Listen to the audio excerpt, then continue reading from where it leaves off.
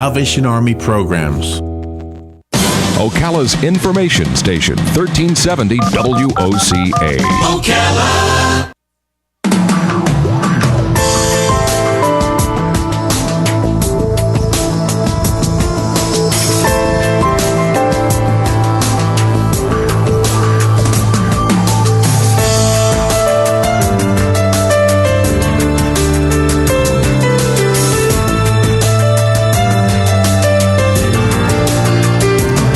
All right, 25 minutes before 11 o'clock. Thank you for tuning in this Friday morning. We've been looking forward to this interview for a while. I think everybody who we've spoken to who has read A Star for Mrs. Blake has had the same experience. You kind of fall in love with the people in this book. And I was just not sure, Robert, if it was a novel or a novel based on history, and so we're going to find out. But I just want to say this, that in Dunellen, there is and for April Smith's sake, she's listening in right now.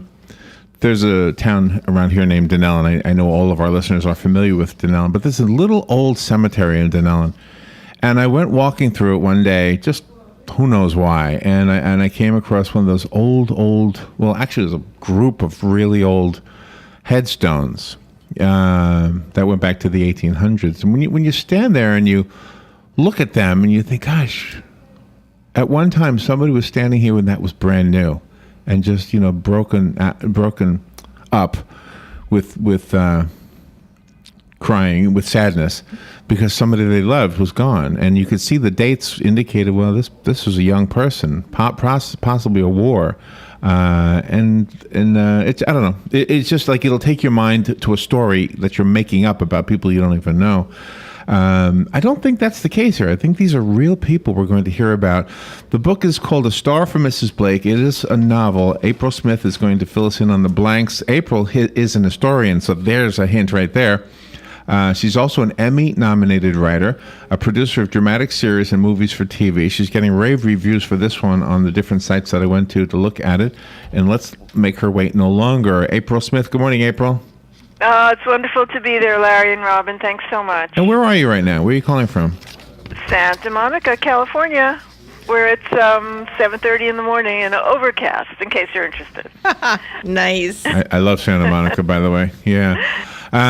Okay, well, thank you for getting up early to be with us. So do I ask, is this a true story? This is true, but not true. Fill in the blanks on that part.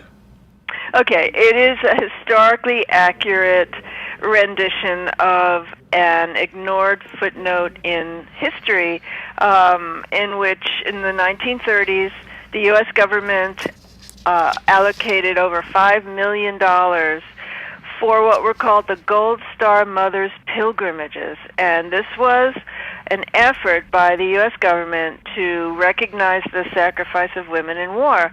Also, it was during the Depression, and it was great publicity for the Hoover administration to send American women overseas, very festooned with banners and flowers and every kind of attention. It was front page news as a recognition of the power of motherhood, also to endure 13 years after the war. All of that is true. No one has ever heard about it, which is one of the reasons I was on a mission to tell this story, and it took 25 years to write this book. So all of that is absolutely true. The inspiration came from the diary of a young man who accompanied these women. They were all broken up into groups, and they were shepherded by 24-year-old graduates of West Point. It was a real plum job to get that assignment, a lot of honor attached to it. And this young man's name was Thomas Hammond. He later went on, he was a lieutenant, and he went on to become a colonel. And he kept a record of his very wry and ironic and amusing observations of these 5 women who don't know each other, who are thrown together on the most emotional journey of their lives. Wow. And the 5 women, are they extracted in some way from the diary? No, they're not. The 5 women are completely fictional. They're all from New England because that's the way the women were organized. They were divided into parties according to where their sons fought and died, but they didn't know each other at all, and their sons didn't know each other either. So it was very random. I mean, look around, in the studio and pick 5 random women and put them on a boat and see what happens. Yeah. So the fact that the book is named Star for Mrs. Blake, explain why one woman's name is in the title. Well, Cora Blake is the lead in this story. She's a librarian from Maine, and we follow her. She has lost her son, Sammy. He enlisted very early. He lied about his age. He was 16, and she was a single mom. So all those factors combine to make her a fascinating character to undertake this journey. She also carries a secret that she's held for her whole life that becomes pried loose by this experience. So Cora's a take-charge kind of person you would really like to have on this journey. She's level-headed, she's practical, and she's a lot of fun. And in the stories of these journalists who were beheaded recently, the last one, the mother was on TV and she was begging that they didn't do away with her sons. And I mean, we really feel. I mean, fathers miss their children too, but there's something special about mothers. Were any of the fathers included in on the trips to see the graves? They were not, and it's a product of the times. Motherhood, was a very saleable, patriotic idea, and part of the undercurrent, I think, my interpretation of this was to use these women to assuage a kind of despair that was sweeping the country during the Depression, and to show that they were being taken care of, they were being honored. It was kind of an undeniable patriotic exercise. You couldn't argue with it. And I certainly was touched. I know you're talking about Shirley Sotloff, the mother of Steve Sotloff. And, it occurred to me to put those two images side by side, the image of her and her heartfelt, begging for her son's life versus the cowardly guy in black. Right. And really, is there ever going to be a time in the world when the power of love and love for our children will overpower the need for conquest? That's kind of an underlying question here too. Yeah, hopefully there will be. Has this spanned the generations, the Gold Star mothers? Do they still is this still happening today? Yes, there is a Gold Star Mothers organization. It's called American Gold Star Mothers, Inc., and there's also Blue Star Mothers, because the tradition was way back in the First War that if you had a family member of any kind in service, you put a blue star in your window, and if you lost that person, you would put a gold star over it. The Gold Star is an official, congressionally recognized symbol of not only the loss of a soldier in service, but the sacrifice of those who love them or her. Wow, this is fascinating. So it says in the notes that were provided to us that you actually traveled. Did you go to some of the actual grave sites?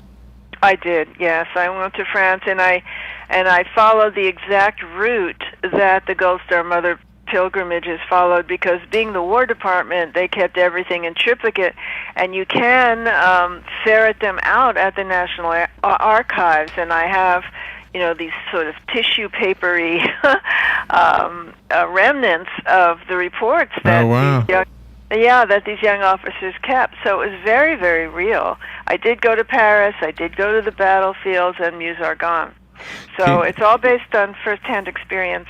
You felt it too, didn't you? When you were standing there, you must have felt what they felt. How could you stand there with this in mind and not feel that? It's overwhelming. I mean, so many people have gone, to Normandy that report the same feelings that you were talking about earlier, just standing in front of a monument to a life. In Meuse-Argonne, there are 14,000 graves. Yeah. Everyone should go. Wow. We have to take a little break, and I can't wait to get back. We need to be fair to the story. I want to be sure our listeners know the story, but I'm just so fascinated by the background to it. We'll be right back. The weather is brought to you by myfwc.com. Safe boating is no accident. A couple of showers and a thunderstorm around. Some can be slow moving and bring heavy rainfall late today. High 86 to 89. Shower or thunderstorm this evening. Otherwise partly cloudy tonight. Low 71 to 75. Clouds and sun tomorrow with a shower or thunderstorm around. High 87 to 91. Then a thunderstorm Sunday afternoon. High 87 to 89. From the Florida Weather Center, I'm meteorologist Steve Travis. Hey, it's Christy with Ocala Mac and PC Repair and Ocala Guest Wi-Fi to let you know we have you covered. We are the only local certified Apple and Microsoft computer company in Ocala. We are family owned and operated. From mobile repair to wireless networks, viruses, new systems, or security cameras, we do it all. Check us out online, ocalamacpc.com, or give us a call, 352-566-8324. Tell them Nick, Madison, or Mason sent you and get free diagnostic.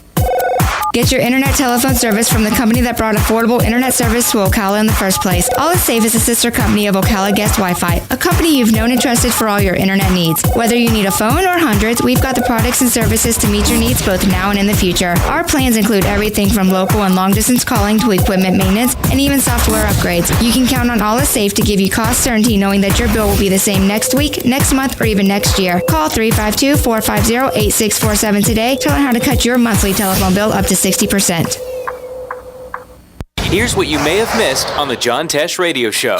Job interviewers want to know that you're interested in that particular job at that particular company, not just any job. What's the number one dating behavior that 95% of people say is a huge turnoff?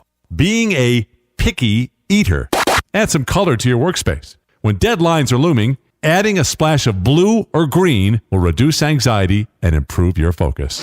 Intelligence for your life on the John Tesh Radio Show. Don't miss this stuff. Marion County High School football, we want the rain to stay away this week, Tom Schmidt. As we return to Stan Tool Stadium, North Marion welcoming in the Vanguard Knights. Maybe we can get football underway this year on the Marion County Friday Night Game of the Week. Brought to you by the McDonald Allstate Agency. Two of the best teams in the county. Pregame 7 o'clock, kickoff 7:30. Right here on The Source.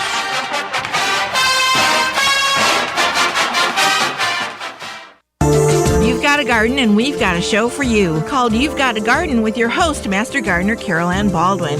Carol Ann answers your questions about your flowers, your veggies, your grass, your trees, even questions about your bugs. And she's only on WOCA, so don't miss Carol Ann Baldwin and You've Got a Garden each Tuesday from 9 a.m. to 10 a.m. right here on WOCA The Source.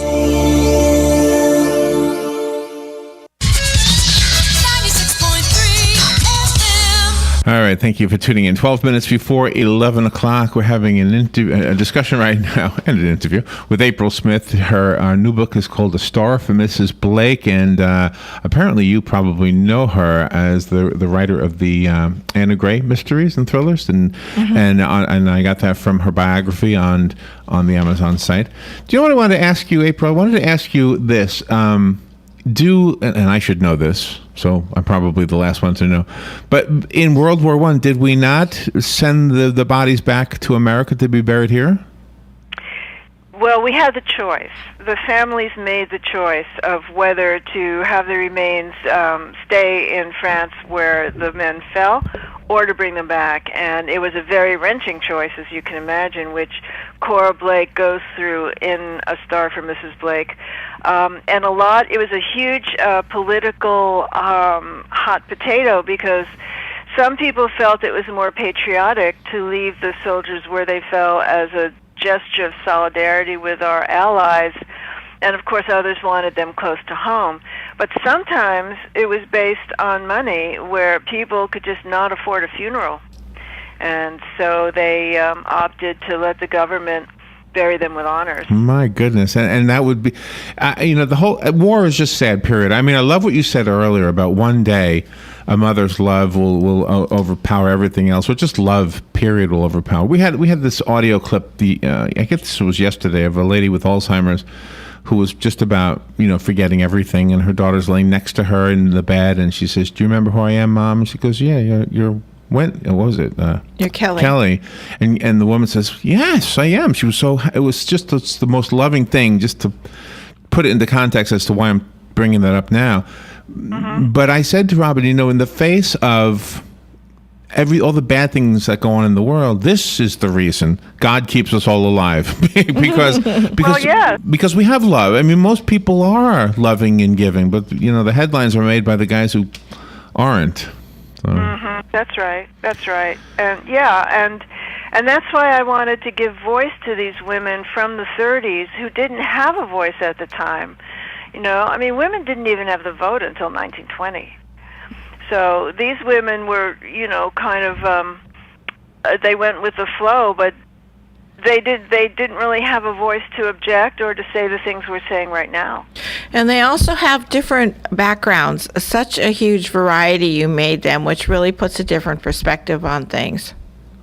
Right. That was very, very deliberate. Of these 5 women, they're all the way up and down the social scale, from a Boston Brahmin, to an Irish maid and a lady with some mental issues. And Cora's right in the middle of it all. I mean, she's normal. she's sane. But Cora also helps out somebody that's removed from her, the journalist. Yes, well, the war was also a war of technology in which new weapons were invented, such as poison gas, which would penetrate the trenches and cause soldiers to stand up, gasping for air, at which point they'd be mowed down with machine guns. Wow. Yeah, so this created a whole new kind of medical injury, which were facial injuries. And the character in the book is Griffin Reed. He's an American journalist, expat living in France, and he's wearing a mask. He's wearing a specially fitted metal mask, which is true, and they were created by sculptors from photographs before the attack. And he's a cynical, lost, kind of wounded in every way character, and he and Cora Blake meet and their lives cross and they change each other from that. The book again is called A Star for Mrs. Blake. April Smith is the author, and we're learning a lot about our own history that I didn't know, and I guess I'm not alone. It sounds like it was one of those lost pieces of information about the Gold Star mothers and their government-sponsored trips to go see the graves of their fallen sons. These are all in France, right?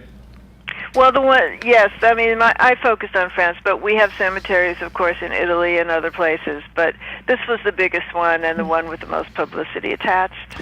Was this extremely emotional for you, even though you are a couple of generations removed?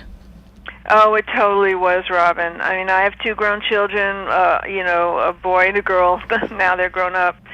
And taking myself through the emotional stages of what Cora Blake went through from the moment she gets this letter in the middle of working in the sardine factory that she's eligible to go to France, to the moment at the grave was just difficult, wrenching. I cried a lot. I bet you did. Gosh, I did. I bet you're getting that kind of feedback as well. I didn't read all the reviews on Amazon, but I'm guessing that that's the same reaction that Robin and I had. Yes, well, I get letters, lots of letters from people who are very moved, who find their own family histories suddenly become very relevant, and they're curious, and they remember that star in the window. And also people who have any connection to World War I, a great uncle. Somebody was crying in a bookstore in Cincinnati where Mrs. Blake was the All City Reads book, and she started crying in the bookstore just remembering her great uncle. Really? Yes. I'm guessing that I'm going to tell you something about myself personally. I'm guessing that I'm not unique in this.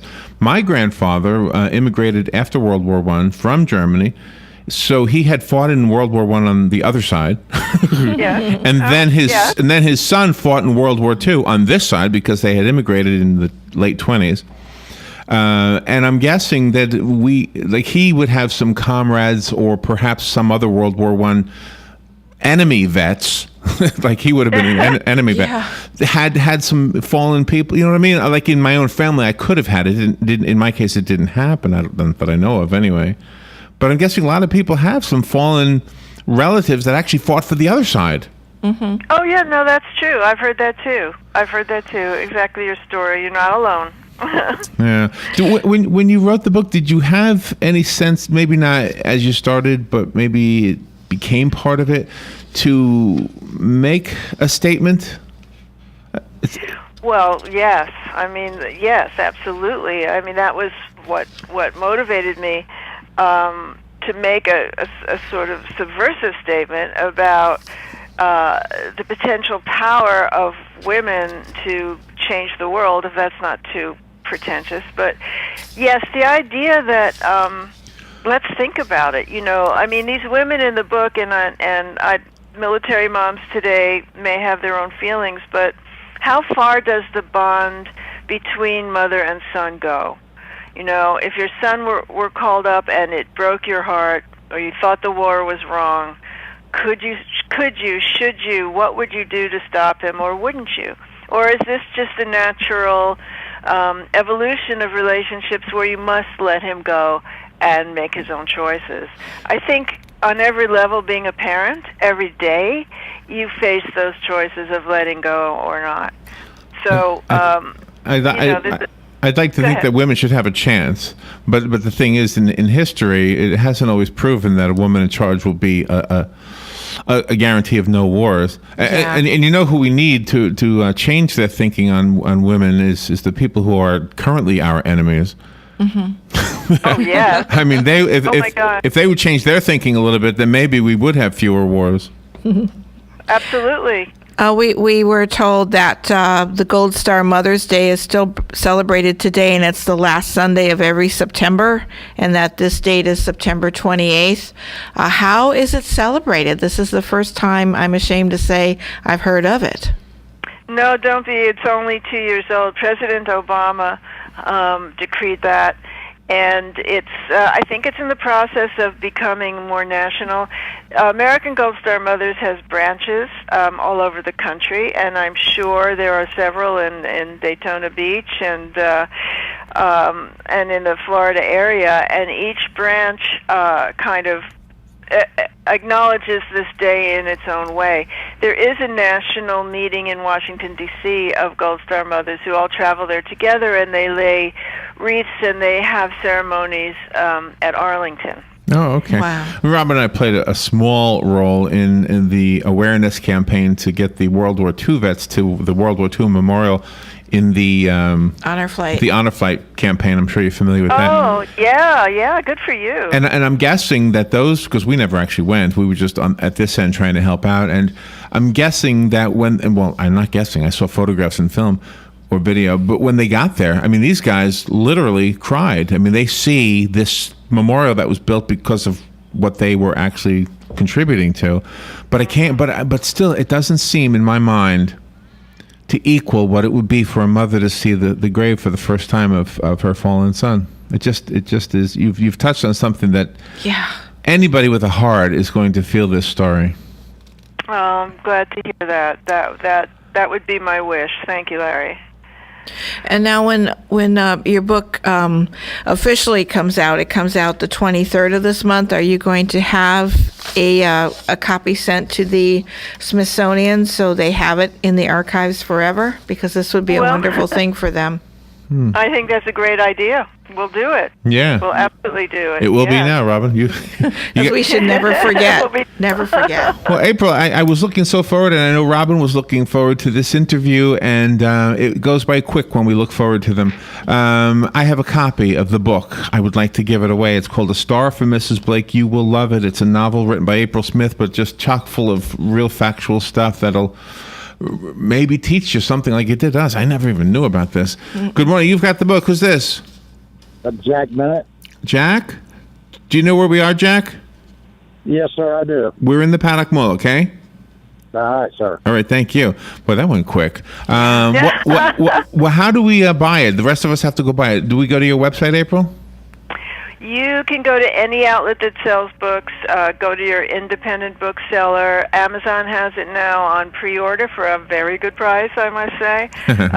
But it's available everywhere in every format, audiobook, large print, hardcover, and now this beautiful vintage paperback, which, by the way, is fabulous for book clubs. Book clubs love this book because there's so much texture, there's romance, there's mystery, there's secrets, and plot developments. Because I did come from suspense, so I want you to keep turning the pages. Yes, but please do go to my website, which is aprilsmith.net, or find me on Facebook under April Smith Author. I will do that, April. What a pleasure speaking to you. Thank you so much. Give my regards to Santa Monica. Oh, I will. Thanks, Larry. Thanks, Robin, very much. All right, we'll be right back. Broadcasting from the Paddock Mall Studios, this is WOCA, Ocala, Gainesville, The Villages, 1370 AM, 96.3 FM, The Source. It's time for Farm and Ranch headlines of the Southeast AgNet. I'm Tyron Spearman reporting. Peanut stocks and processing has been released for the month of July, the 12th month of the marketing year, and it's good news for peanuts. They were up 2.8% overall in usage of peanuts, and now that makes it for the year up 2.1%. In July, shellers milled about 394 million pounds. That's 2% more than the same month last year. Commercial processors used 184 million pounds of shell peanuts. That's up 2.8% from last year. Also up for the year was the government purchases of peanuts and peanut butter. For the year, they were up 11.8% to 31 million pounds. Most all categories showed improvement. Peanut candy up 3.6%, snacks up 7.3%, peanut butter down just slightly at 0.8%. Overall, edibles up 2.1%. Attention farmers, you could be eligible for technical and financial assistance under a program offered by the Natural Resources Conservation Service. The Conservation Stewardship Program is now accepting applications. To learn more, visit your local USDA Service Center. The American Peanut Council announced this week that 3 international importers and manufacturing groups will be touring the peanut belt during the harvest. In September the 21st through the 24th, peanut importers from Japan will be in Suffolk. The delegation will be visiting the North Carolina-Virginia crop. A team from China will visit the Southeast.